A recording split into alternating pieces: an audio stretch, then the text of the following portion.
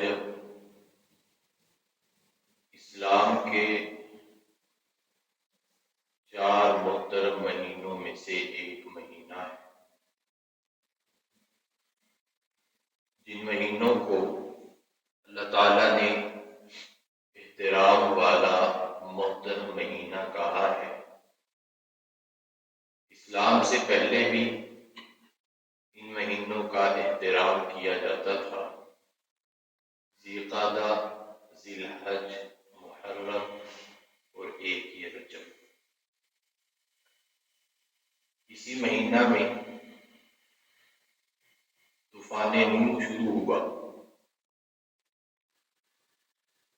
اسی مہینہ میں غزوہ تبوک پیش آیا۔ اسی مہینہ میں نماز فرض ہوئی۔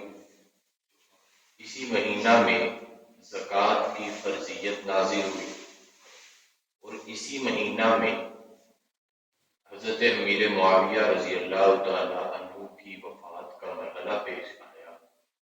اسی مہینہ میں حضور نبی کریم صلی اللہ علیہ وسلم کو معراج کروائی گئی۔ جناب نبی کریم صلی اللہ علیہ وسلم کو ہجرت سے 1 سال قبل اللہ تعالیٰ نے آسمانوں کی سیر کراتے ہوئے، اپنی نشانیاں دکھاتے ہوئے اپنی ملاقات اور زیارت کا شرف بخشا۔ ہمارا ایمان اور عقیدہ ہے کہ ہمارے پیارے نبی جناب محمد مصطفیٰ صلی اللہ علیہ وسلم کے علاوہ کسی بھی شخص کو یہ شرف حاصل نہیں کہ اس نے براہ راست اللہ تعالیٰ کی زیارت کی ہو۔ زیارت اور آسمانی سیر کے لیے جس دن حضور نبی کریم صلی اللہ علیہ وسلم کو آسمانوں کی طرف بلایا گیا، حضور علیہ السلام اپنے گھر یا ام ہانی کے گھر آرام فرما تھے۔ یہ ام ہانی حضرت علی کی ہمشیرہ ہے، ابو طالب کی بیٹی ہے، حضور کی چچا زاد بہن ہے۔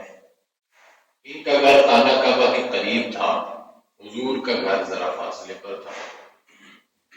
حضور عموماً ان کے گھر آرام کر لیا کرتے، دن بھر سفر کرتے ہوئے، لوگوں کو دعوت دیتے ہوئے عموماً شام کو ان کے ہاں ٹھہر جایا کرتے تھے، کیونکہ جتنی دیر حضور مکہ مکرمہ میں تشریف فرما رہے، اس دور میں حضور کا ایک ہی نکاح تھا سیدہ خدیجہ رضی اللہ تعالی عنہا سے۔ حضور کا ایک ہی نکاح تھا سیدہ خدیجہ رضی اللہ تعالی عنہا سے۔ جب حضور مدینہ میں تشریف لائے تو دوسری بیویوں سے بھی نکاح ہوا۔ اس کے بعد پھر یہ معاملہ باریوں کا آیا کہ ایک دن اس کے پاس ٹھہرنا ہے، ایک دن دوسری بیوی کے پاس ٹھہرنا ہے۔ اس دورانیے میں حضور کسی دوسری جگہ تشریف فرما رہا ہوتے تاکہ کسی بیوی کا حق زوجیت ضائع نہ ہو جائے۔ مکہ میں رہتے ہوئے چونکہ بیوی ایک ہی تھی، اسی کے پاس رہنا تھا، لہذا حضور اپنی سہولت دیکھتے ہوئے کبھی کسی دن کسی دوسرے کے ہاں قیام فرما لیا کرتے تھے۔ عام طور پر ام ہانی کے ہاں قیام ہوتا تاکہ رات کو عبادت کے لیے اٹھنا آسان ہو جائے، خانہ کعبہ میں آنا آسان ہو جائے۔ حضور علیہ السلام بعض مرتبہ پوری رات خانہ کعبہ اور صحن حرم میں تلاوت کیا کرتے تھے۔ کفار مکہ آ کے سنا کرتے تھے، ان کے دل نرم ہوتے۔ کئی لوگوں نے ایسے قرآن سن کے ہی کلمہ پڑھ لیا تھا۔ حضور علیہ السلام اپنی اس ترتیب کے موافق رات کو ام ہانی کے گھر آرام فرما تھے۔ ایک روایت یہ ہے کہ اپنے گھر آرام فرما تھے، تیسری روایت یہ ہے کہ خانہ کعبہ ہی میں آرام فرما تھے۔ لیکن ان تینوں میں سے جس کی زیادہ سند ملتی ہے، جو مضبوط روایت ہے، وہ سیدہ ام ہانی رضی اللہ تعالیٰ عنہ کے گھر کی، عنہا کے گھر کی ہے۔ حضور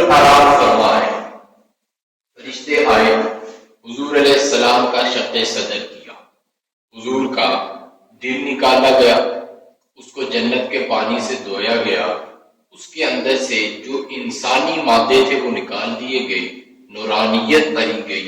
اس کی وجہ یہ تھی کہ اللہ تعالیٰ کی ملاقات کرنی تھی۔ اللہ کی ملاقات کے لیے جو صلاحیت چاہیے ہوتی ہے وہ انسان کے اندر ہوتی ہے۔ انسان کو اللہ تعالیٰ کی ملاقات کے لیے ایک صلاحیت اور طاقت کی ضرورت ہوتی ہے، انسان اس سے محروم ہے۔ یہی وجہ ہے کہ جنت میں جانے سے پہلے حوض کوثر پلایا جائے گا تاکہ انسانی مادے نکل جائیں، اللہ کی زیارت کی طاقت اور صلاحیت پیدا ہو جائے۔ جس طرح انسان کو جنت میں لے جانے کے لیے حوض کوثر پلایا جائے گا تاکہ اس کے اندر کی صفائی ہو جائے، انسانی جو مادے ہیں وہ ختم ہو جائیں، انسان کے اندر نورانی طاقتیں بیدار ہو جائیں، اسی طرح حضور کا شق صدر کیا گیا۔ حضور کا زندگی میں 4 مرتبہ شق صدر ہوا۔ پہلی مرتبہ جب حضور 4-5 سال کی عمر میں تھے، اس دور میں شق صدر ہوا۔ دوسرا شق صدر حضور کا نبوت کے وقت ہوا، تیسرا ہجرت کے وقت، اور چوتھا معراج کے وقت حضور کا شق صدر کیا گیا۔ حضور علیہ السلام فرماتے ہیں کہ مجھے فرشتوں نے اپنے ہاتھ پہ اٹھایا، ایک فرشتے نے میرا سینہ چیر کے دل نکالا، اس کو آب زمزم یا جنت کے پانی سے دھویا، دوبارہ سینے میں لگایا، میرا سینہ بالکل بند ہو گیا جیسا پہلے تھا۔ اس کے بعد مجھے بٹھا دیا گیا۔ جبرائیل علیہ السلام مجھے خانہ کعبہ کے پاس لے آئے۔ خانہ کعبہ کے قریب آنے کے بعد میں نے 2 رکعت نفل ادا کیے۔ میرے پاس ایک سواری لائی گئی جو گدھے سے بڑی تھی اور گھوڑے سے چھوٹی تھی۔ حضور علیہ السلام اس پر تشریف فرما ہوئے۔ یہاں سے چلے تو راستے میں سب سے پہلے حضرت موسیٰ علیہ السلام کی قبر آئی۔ حضور علیہ السلام نے فرمایا میں نے انہیں دیکھا، وہ قبر میں نماز پڑھ رہے تھے، قبر میں نماز پڑھ رہے تھے۔ یہاں سے حضور چلے، حضرت عیسیٰ علیہ السلام کی پیدائش کی جگہ بیت اللہ، یہ بیت المقدس کے قریب ہے، اسی بیت اللہ کی وجہ سے عیسائیت سمجھتے ہیں کہ بیت المقدس ہمارا ہے۔ بہرحال بیت المقدس کے قریب پہنچے جو بیت اللہ ہے، وہاں حضور نے 2 رکعت نماز ادا کی۔ اس کے بعد آسمانوں کا سفر شروع ہوا۔ معراج کو معراج کہنے کی وجہ یہ ہے، عربی میں معراج سیڑھی کو کہتے ہیں۔ یہاں سے بیت المقدس تک کا سفر اس گھوڑے پر ہوا تھا جس کو براق کہتے ہیں، اور بیت المقدس سے آسمان تک کا سفر سیڑھی پر ہوا تھا۔ حضور کے لیے ایک سیڑھی لگائی گئی، حضور اس پر چلتے چلتے آسمانوں کے دروازے کھولے اور اوپر کو چلے گئے۔ اس کے بعد حضور کی سب سے پہلے آسمان پر حضرت آدم علیہ السلام سے ملاقات ہوئی، حضرت ابراہیم علیہ السلام سے ملاقات ہوئی۔ دوسرے آسمان پر حضرت یوسف، پہلے آسمان پر حضرت آدم سے، دوسرے پر حضرت عیسیٰ سے، تیسرے پر حضرت یوسف اور حضرت یحییٰ سے، چوتھے پر حضرت ابراہیم سے، اور 5ویں پر حضرت یوسف علیہ السلام سے ملاقات ہوئی۔ 5ویں آسمان پر حضرت ہارون، 6 پر حضرت موسیٰ اور 7ویں پر حضرت ابراہیم علیہ السلام سے ملاقات ہوئی۔ 6 آسمانوں پر ٹوٹل 7 نبیوں سے ملاقات ہوئی۔ اس کے بعد حضور نبی کریم صلی اللہ علیہ وسلم اگلے جہانوں کی طرف گئے۔ فرمایا میں نے جنت کو دیکھا، جہنم کو دیکھا، جنت کے مختلف مقامات کو دیکھا۔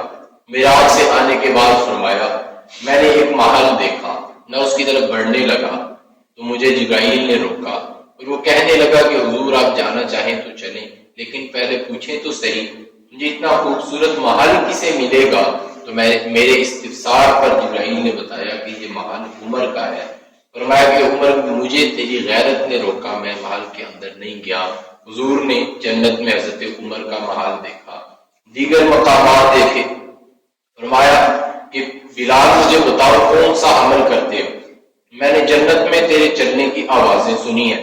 فرمایا کہ میں جب بھی وضو کرتا ہوں تو 2 رکعت صلاۃ الوضو کے پڑھتا ہوں، مسجد میں آتا ہوں تو تحیت المسجد پڑھتا ہوں، فرمایا تیرے اس عمل نے تجھے اس قدر بلندی دے دی ہے کہ تیرا مقام تو مقام ہے، تیرے قدموں کی آواز کو بھی جنتی سننے کو ترستے ہیں، اللہ نے تیری آواز وہاں تک پہنچا دی ہے۔ جہنم کو دیکھا، مختلف مقامات کو دیکھا، اور میں سب سے زیادہ وہاں پریشان عورتوں کو دیکھا، ایسے عجیب و غریب مناظر دیکھے جنہیں انسانی قوت اور برداشت اسے سننے کی تاب نہیں رکھتی۔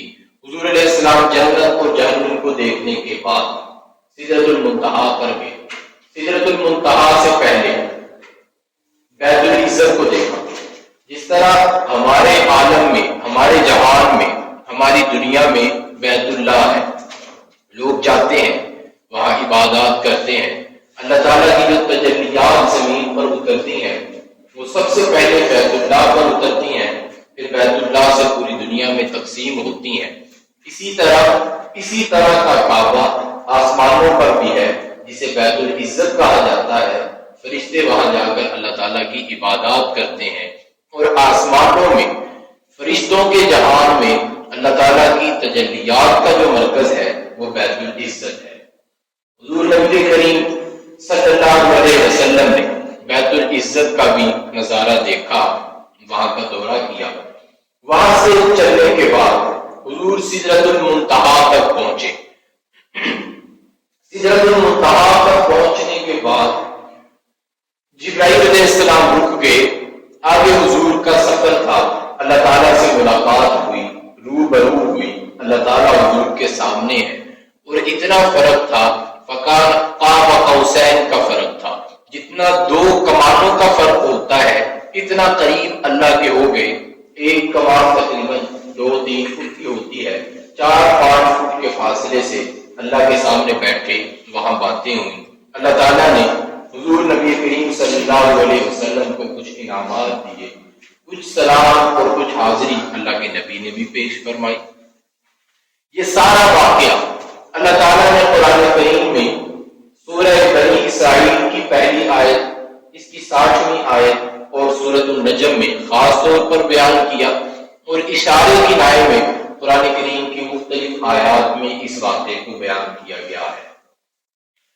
سورہ بنی اسرائیل میں جہاں سے 15واں پارہ شروع ہوتا ہے، اللہ تعالیٰ نے اس واقعے کو بیان کیا اور کئی قسم کے اعتراضات کو ختم کر دیا۔ حضور نبی کریم صلی اللہ علیہ وسلم رات کے ایک چھوٹے سے حصے میں زمین سے چلے، زمین کے ایک ٹکڑے سے دوسرے ٹکڑے تک پہنچے، مسجد حرام سے مسجد اقصی تک گئے۔ اب اس کے فاصلے کو اگر کوئی ماپنا چاہے تو یہ اتنا فاصلہ ہے، 1470 کلومیٹر یہ فاصلہ بنتا ہے۔ اگر کوئی آدمی پیدل چلے تو آج کا نقشہ یہ بتاتا ہے کہ 24 دن تک اگر کوئی پیدل سفر کرے تو مسجد حرام سے مسجد اقصی تک پہنچ سکتا ہے۔ لیکن جناب نبی کریم صلی اللہ علیہ وسلم نے یہ سارے کا سارا سفر رات کے چھوٹے سے عرصے میں کیا۔ زمین سے آسمان کا سفر کتنے عرصے کا ہے؟ آج کی سائنسی تحقیق یہ بتاتی ہے کہ آج تک کوئی آسمان تک پہنچ تو نہیں سکا، لیکن محتاط اندازہ یہ ہے کہ کئی لاکھ سال تک جہاز سیدھا سفر کرتا رہے تو پھر آسمان کا کنارہ ملتا ہے، وگرنہ اس کا صحیح اندازہ آج تک کوئی لگا نہیں سکا ہے۔ لوگ چاند تک پہنچے ہیں، سیاروں تک پہنچے ہیں، لیکن آسمان تک کا سفر ابھی تک کوئی شخص نہیں کر سکا۔ آسمان تک حضور گئے، رات کے چھوٹے سے عرصے میں گئے، آسمان سے گزرتے ہوئے دوسرے آسمان کا سارا فاصلہ کراس کیا، دوسرا آسمان گزرا، تیسرا آسمان آیا، اس سے چوتھے آسمان تک چلتے چلتے 7 آسمان مکمل ہوئے۔ فرشتوں کا جہان ہے، وہ سارا جہان دیکھا۔ فرشتوں کا جہان کتنا بڑا ہے؟ فرمایا روزانہ صبح 70,000 فرشتے حضور علیہ السلام کے روضے پر اترتے ہیں، درود و سلام پیش کرتے ہیں۔ 70,000 شام کو آتے ہیں، درود و سلام پیش کرتے ہیں۔ جو فرشتہ ایک مرتبہ آیا دوبارہ وہ فرشتہ آ نہیں سکتا۔ کتنی بڑی مقدار فرشتوں کی ہے، اللہ کے پاس موجود ہے۔ اس تمام مقدار پر ان کے جہان پر اللہ کے نبی کو سیر کروائی گئی، فقط یہاں معاملہ رکا نہیں، جنت دکھائی گئی۔ فرمایا جو سب سے آخر میں مسلمان جنت میں جائے گا، پوری نسل انسانی کا سب سے بڑا گناہگار انسان، اس کے حصے میں جو جنت آتی ہے اس دنیا کے 10 گنا بڑی ہے۔ جتنا ہمارا سارا ورلڈ اور جتنی یہ زمین ہے، اس زمین جیسی 10 زمینیں ہوں تو ایک گناہگار سے گناہگار انسان کی جنت بنتی ہے۔ اللہ نے رات کے چھوٹے سے عرصے میں اللہ کے نبی کو ساری جنت کی سیر کرائی، جنت پر معاملہ رکا نہیں، جہنم دکھائی، جہنم کے مختلف طبقات دکھائے، جہنم کی سیر کروائی گئی، یہاں بھی معاملہ رکا نہیں، جنت جہنم سے آگے بڑھے، فرشتوں کے اس جہان سے بڑی بلندی پر سدرۃ المنتہا ہے، اللہ کے نبی سفر کرتے ہوئے سدرۃ المنتہا تک پہنچے، سدرۃ المنتہا سے بڑی بلندی پر اللہ کا عرش ہے، اللہ کے نبی نے سدرۃ المنتہا سے سفر کرتے ہوئے عرش تک کا سفر کیا، عرش پہ پہنچنے کے بعد اللہ سے ملاقات ہے، نہ جانے کتنا عرصہ ہے، یہ سارے کا سارا عرصہ، یہ سارے کے سارے معاملات، یہ سارے کا سارا سفر اللہ کے نبی نے رات کے ایک چھوٹے سے عرصے میں کیا ہے۔ آج لوگ سوال کرتے ہیں مسجد الحرام سے مسجد اقصی کا سفر 24 دن کا ہے، اللہ کے نبی نے ایک ہی رات میں کیسے طے کر لیا؟ پھر رات بھی مکمل نہیں، رات کے چھوٹے سے عرصے میں، چھوٹے سے ٹکڑے میں یہ سارے کا سارا سفر اللہ کے نبی نے کیسے طے کر لیا؟ آج لوگ اس بات کا انکار کرتے ہیں کہ آج تک تو کوئی ٹیکنالوجی آسمان تک پہنچ نہ سکی، اللہ کے نبی نے 7 آسمانوں کو پار کیا ہے، اللہ کی زیارت کی ہے۔ لوگ اعتراض کرتے ہیں کہ حضرت موسیٰ نے اللہ کی زیارت کی خواہش ظاہر کی تھی، لیکن اللہ نے کہا موسیٰ تجھ میں وہ طاقت نہیں، ہاں میں پہاڑ پر تجلی ڈالتا ہوں، اگر پہاڑ میری تجلی برداشت کر گیا تو تو بھی مجھے دیکھ پائے گا، اگر پہاڑ میری تجلی برداشت نہ کر سکا تو تو بھی سمجھ جانا، مجھ کو دیکھنا، مجھ کو دیکھ کر اس کی تاب لے آنا انسانی قوت اور انسانی بساط سے باہر ہے۔ لیکن جب حضرت موسیٰ نے مزید اصرار کیا، مزید اللہ تعالیٰ سے خواہش کی، اللہ نے اپنی تجلی طور پہاڑ پر ڈالی، آج تک وہ پتھر کا پہاڑ جلا ہوا نظر آتا ہے۔ وہ کس قدر گہری تاثیر تھی اس تجلی میں کہ پتھر کو آگ نہیں جلا پاتا، پتھر کو پانی تحلیل نہیں کر پاتا، پتھر کو لوہا اتنی آسانی سے توڑ نہیں پاتا۔ وہ کس قدر گہری تجلی تھی، کس قدر قوت والی تجلی تھی کہ اس پتھر ہی نہیں، پتھر کے پورے پہاڑ کو اللہ کی اس تجلی نے کوئلہ بنا دیا، آج تک وہ کوئلہ ہے، کوئلے کی طرح جلا ہوا ہے، اللہ کی برکت تجلی کو برداشت نہیں کر سکا۔ لوگ سوال کرتے ہیں کہ حضرت موسیٰ کو اللہ کو دیکھنے کی طاقت نہیں رکھتے، اللہ کے نبی نے کیسے دیکھ لیا؟ اس دنیا کے پہاڑ کو اللہ کی تجلی برداشت نہیں کر پاتے تو اللہ کے نبی کیسے اسے برداشت کر گئے، کیسے اس کی تاب لے آئے؟ تو اس کا ایک جواب تو عقلی ہے، جو جواب یہ ہے کہ جنت میں جنتی بھی تو اللہ کو دیکھے گا، اس کی وجہ کیا ہے؟ حوض کوثر سے گزرے گا، اپنے اندر کی صفائی کروائے گا، نورانی طاقتیں اپنے دل میں رکھ کر اللہ کے پاس جائے گا۔ اگر اس مرحلے سے ایک جنتی گزرے گا تو شک صدر کے ذریعے اللہ کے نبی بھی گزرے ہیں۔ دوسرا جواب یہ ہے، اللہ نے قرآن میں یہ نہیں کہا کہ میرا نبی آیا، اس نے میری زیارت کی، واپس آ گیا، بلکہ قرآن یہ کہتا ہے سبحان الذی اسریٰ بعبدہ، اللہ وہ ذات ہے جو تمام عیوبات سے پاک ہے، اللہ اپنے محبوب کو لے کے گیا ہے۔ اگر اللہ کے نبی اب خود تشریف لے جاتے پھر اعتراض ہو سکتا تھا، لیکن اللہ کے نبی خود تشریف نہیں لے گئے، بلکہ اللہ کے نبی کو لے جانے والا خود اللہ ہے۔ اللہ طاقت سے بھی، طاقت کی باتوں سے بھی پاک ہے، اللہ کو طاقت کے ترازو میں تولا نہیں جا سکتا کہ اس قدر تو قوت ہے، اس سے آگے اللہ عاجز ہے۔ اللہ طاقت کے ترازو میں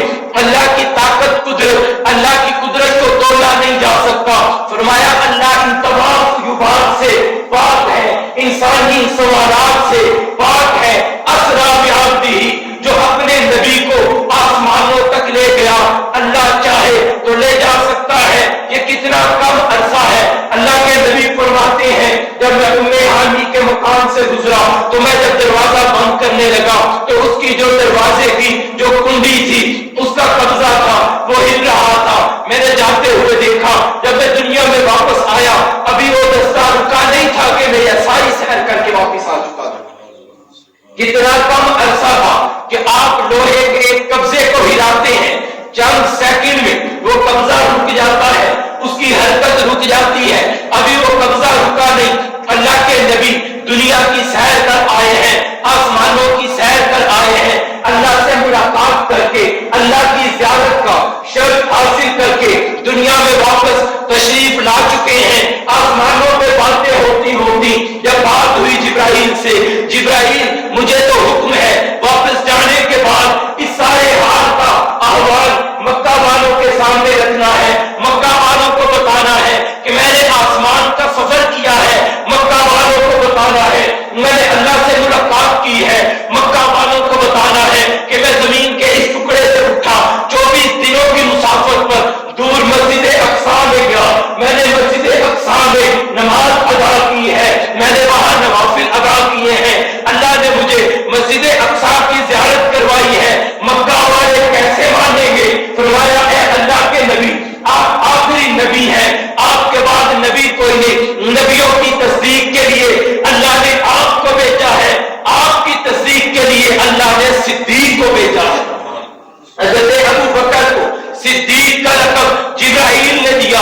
حضور دنیا میں تشریف لائے، فرمایا ابو بکر تو صدیق بھی ہے، تو عتیق بھی ہے. صدیق اسے کہتے ہیں جو سب سے زیادہ سچ بولنے والا ہو. صدیق اسے کہتے ہیں جو کسی سچ بولنے والے کی تصدیق کرنے والا ہو. حضرت ابو بکر صدیق ہیں. کس وجہ سے صدیق ہیں؟ ان سے بڑا سچا بھی کوئی نہیں. ابو بکر صدیق ہیں کیونکہ یہ ایک سچ بولنے والے کی تصدیق کرنے والے ہیں. ابو بکر عتیق ہیں. عتیق کہتے ہیں پرانی شے کو. حضور نے ابو بکر کو عتیق کہا. ابو بکر تو سب سے پہلا مسلمان ہے، مسلمانوں میں سب سے پرانا مسلمان ہے. تو عتیق ہے. عتیق کہتے ہیں جو آگ سے بچا ہوا ہو. ابو بکر تو آگ سے بچا ہوا ہے، تو عتیق ہے. فقط آگ سے بچا ہوا نہیں، آگ کے مقابلے میں راحت ہے. ایک طرف گرمی ہے، ایک طرف راحت ہے، ایک طرف رنج ہے، ایک طرف خوشی ہے. آخرت میں جانے کے بعد ایک طرف جہنم ہے، ایک طرف جنت ہے. ابو بکر عتیق ہے، آگ سے بچا ہوا ہے. فقط بچا ہوا نہیں، فرمایا تو رنج کس سے بچا ہوا اور خوشی کی طرف اترا ہوا ہی نہیں. خوشی تجھے پکارتی ہے. فرمایا جنت کے 8 دروازے ہیں، 8 کے 8 دروازے ابو بکر تجھے اپنی طرف بلائیں. ابو بکر صدیق ہے. حضور کی تصدیق اس دنیا میں سیدنا صدیق اکبر نے کی. جب یہ بلندی پر گئے حضور نبی کریم صلی اللہ علیہ وسلم عرش پر موجود ہیں. اللہ کی ملاقات ہے. ملاقات میں حضور نے اللہ کے حضور تحفے پیش کیے. کون سا تحفہ ہے؟ التحیات للہ، اللہ میرے قولی عبادتیں تیرے لیے، والطیبات للہ، میری مالی عبادتیں تیرے لیے. التحیات للہ والصلوات والطیبات، میری مالی عبادت تیرے لیے، میری قولی عبادت تیرے لیے، میری بدنی عبادت تیرے لیے ہے. میں کوئی بھی عمل کرتا ہوں اللہ تیرے لیے ہے.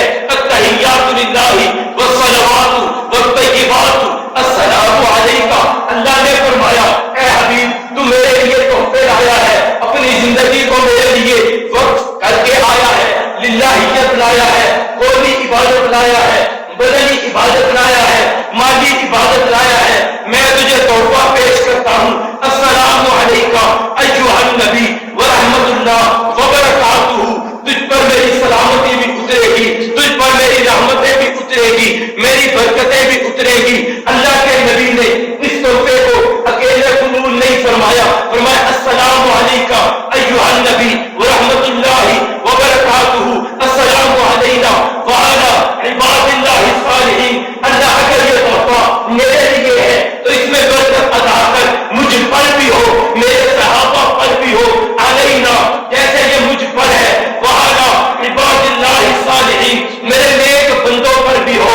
نیک بندوں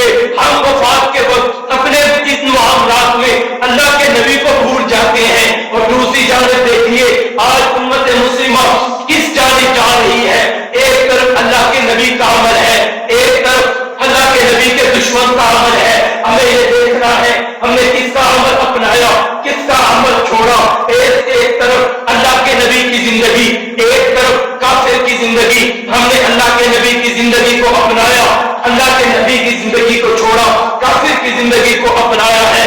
ہمیں ان معاملات کو بھی دیکھنا ہے. اللہ کے نبی نے خوشی کے مرحلے میں بھی ہمیں نہیں چھوڑا, اللہ کے نبی نے غمی کے مرحلے میں بھی, موت کی تکلیف میں بھی امت کو بالکل اکیلا نہیں چھوڑا.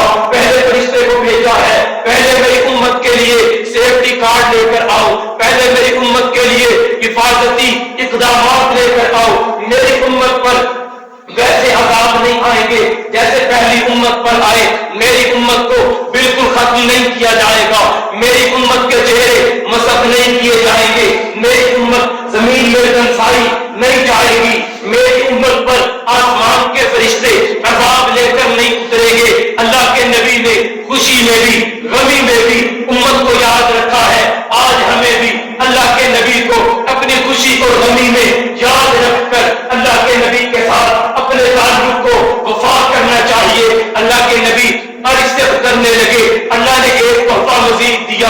5 نمازیں فرض ہوئی, جو 5 نمازوں کی فرضیت ہے معراج کے واقعے میں ہے, عرش پہ جا کر ہے.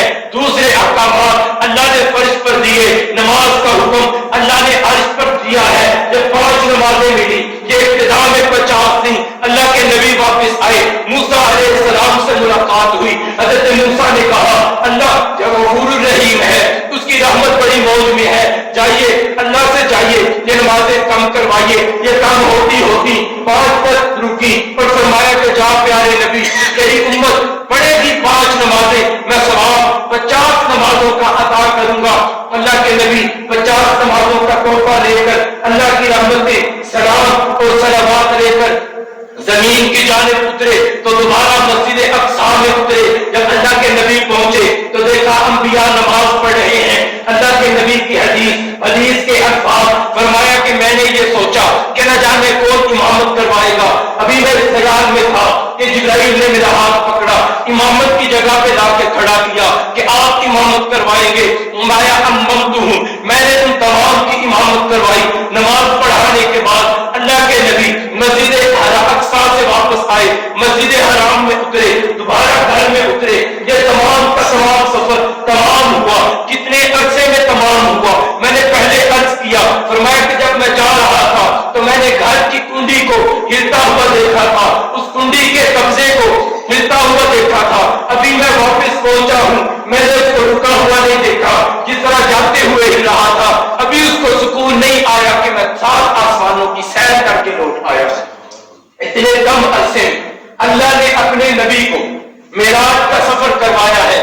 میں نے شروع میں عرض کیا تھا کہ اگر آج کے نقشے میں دیکھیں, آپ میپ کھولیں, مسجد حرام سے مسجد اقصی کا سفر کتنا ہے. اگر کوئی بندہ پیدل چلتا ہے 590 گھنٹے لگتے ہیں. اس کو 24 گھنٹوں میں تقسیم کریں تو 24 دن کا سفر ہے. ایک بندہ 24 دن مسلسل سفر کرتا رہے تو مسجد حرام سے مسجد اقصی تک پہنچتا ہے. اللہ نے یہ تمام کا تمام سفر اپنے حبیب کو ایک رات میں کروایا ہے, رات کے چھوٹے سے عرصے میں کروایا ہے.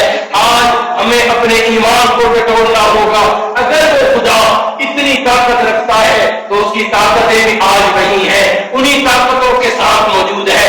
ہمارے گھروں کے حالات درست نہیں, ہمارے محلوں کے حالات درست نہیں, ہماری ملک کی حالت درست نہیں. اگر ہمیں ظاہری حالت میں یہ حالت درست ہوتی نظر نہیں آتی تو معراج کا واقعہ ہمیں اللہ کی قدرت کی طرف آواز دے رہا ہے کہ اللہ کی طرف رجوع کر کے دیکھو. وہ حالات کو پلٹنے کی طاقت رکھتا ہے, وہ اسباب کے بغیر بھی چیزوں کو بنا دینے کی طاقت رکھتا ہے, وہ بگڑیاں سنوارنے کی طاقت رکھتا ہے, وہ پریشان حالوں کی پریشانیاں دور کرنے کی طاقت رکھتا ہے. عالم اسباب پہ ہمیں حالات درست ہوتے نظر نہیں آتے, ایک گھر کے حالات بھی درست ہوتے نظر نہیں آتے. معراج کا واقعہ ایک آذان بن کر ہمارے کانوں میں گونج رہا ہے کہ آئیے اللہ کی طرف رجوع کیجیے, اللہ کی طرف واپس پلٹ آئیے. آج سے ہم یہ عزم کرتے ہیں کہ اپنی زندگی میں غور کریں گے کہ کون سا ایسا مرحلہ ہے جہاں اللہ کی نافرمانی آ گئی. اللہ کی نافرمانی سے نکل کر اللہ کی رضامندی تک کا سفر کریں گے. اللہ کے حبیب کی سنتوں کو اگر ترک کیے ہوئے ہیں تو سنتوں پر عمل پیرائی کا جذبہ رکھیں گے. اللہ کریم عمل کی توفیق نصیب فرمائے. آخر دعوانا الحمدللہ رب العالمین.